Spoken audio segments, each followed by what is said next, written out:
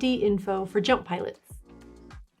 In this video, we would like to address the unsung heroes of the skydiving world, the jump pilot.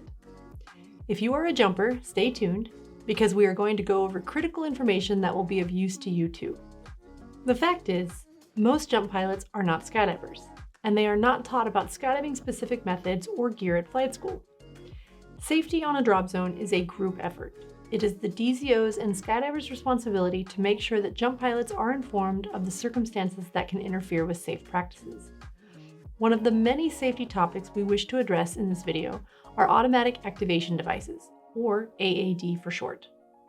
The concept of an AAD is foreign to new jump pilots, and they are usually a bit overwhelmed with all the information that comes with them.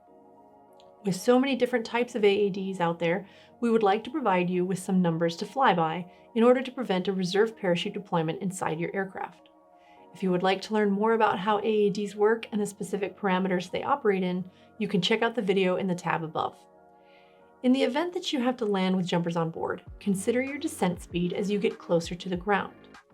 You could unintentionally activate the skydiver's automatic activation device, which deploys the reserve parachute. Not only can this endanger the jumper, but the entire load, especially if the door is open. In addition, that rig is now out of commission until an FAA certified rigger repacks it. A reserve parachute is not as easily packed as the main jumpers use all day. Remembering that there is a high chance of your passengers being outfitted with AADs is the first step. We are aware of the fact that jump pilots have a lot on their plate, and that this is one more variable to think about. Saving time and fuel are certainly top priorities for any DZ to turn a profit. However, rushing to the ground can cause extra expenditures that can be avoided. Take care not to exceed the activation velocity near or below the activation altitude when descending with skydivers. Extraordinary rates of descent can be achieved in turbine aircraft, as the pilot is concentrating on max airspeed and typical aircraft VSI instruments are heavily damped and peg at 3,000 feet per minute. Go ahead and get ready to take some screenshots of the next couple of slides so you can quickly reference back to them when needed. So, to recap, here are your flight parameters when it comes to having AADs on board your aircraft. Takeoff and climb. After takeoff, ascend at more than 180 feet per minute for at least 30 seconds. An AAD will not work if the aircraft has exited before it reaches 1,500 feet AGL above the airfield takeoff elevation and 1,500 feet above the intended DZ elevation. In the case of a tandem Cypress, 3,000 feet has to be reached.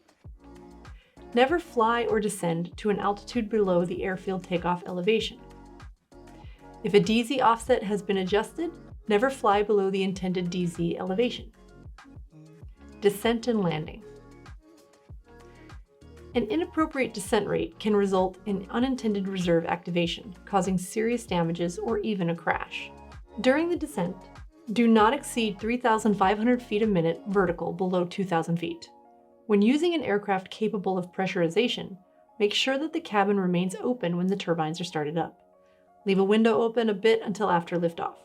It has to be ensured that the cabin pressure cannot build up above the air pressure on the ground. Helpful hint: a skydiver's altimeter should never go below 0. Though rare, an aborted jump due to reasons like weather or other safety-related factors may force a skydiver to land with the aircraft. In doing so, the jumpers should close the door and buckle their seatbelts and helmets in preparation for landing.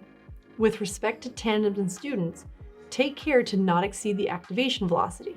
It is much better to waste 3 extra minutes on the descent than taking a tandem or student rig out of service, especially for small operations.